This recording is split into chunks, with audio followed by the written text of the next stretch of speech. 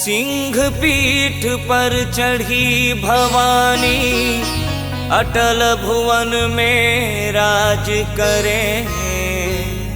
दर्शन पावे मंगल गावे, सिद्ध साधक तेरी ध्यान धरे।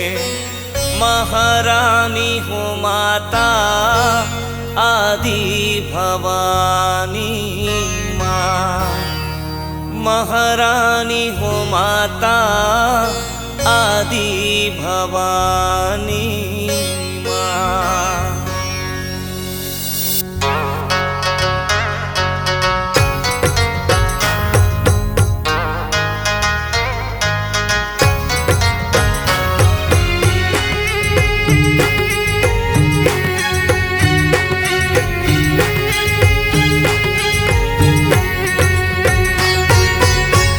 पीठ पर चढ़ी भवानी, अटल भुवन में राज करे।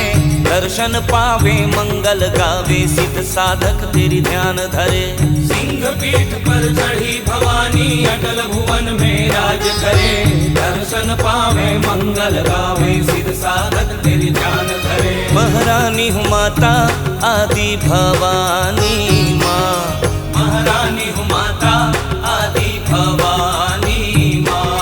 हे आदि भवानी माँ, महारानी हूँ माता आदि भवानी माँ, महारानी हूँ माता आदि भवानी माँ।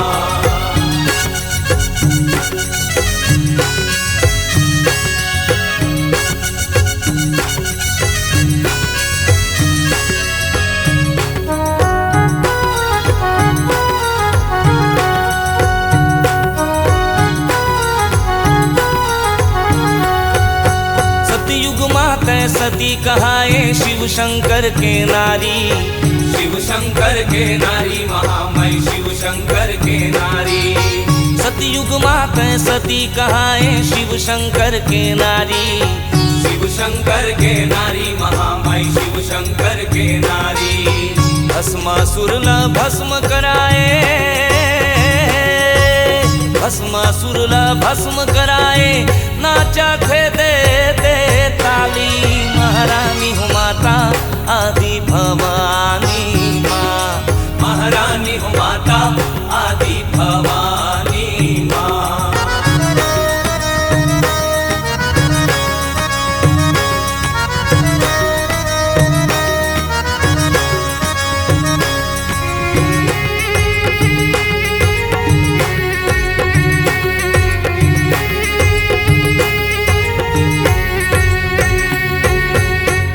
हाथ ला कमर में पहिरे, जीभ है लंबा लाली।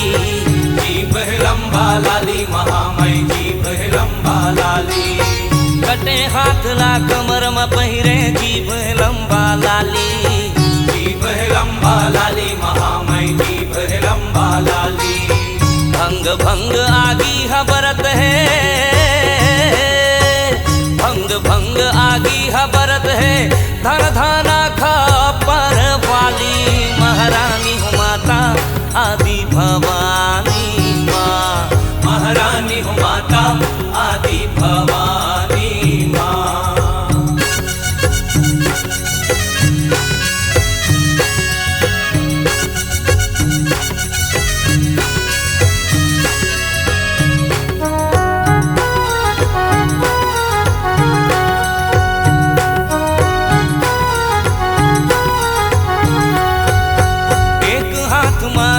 फास है खड्ग धरे है भारी।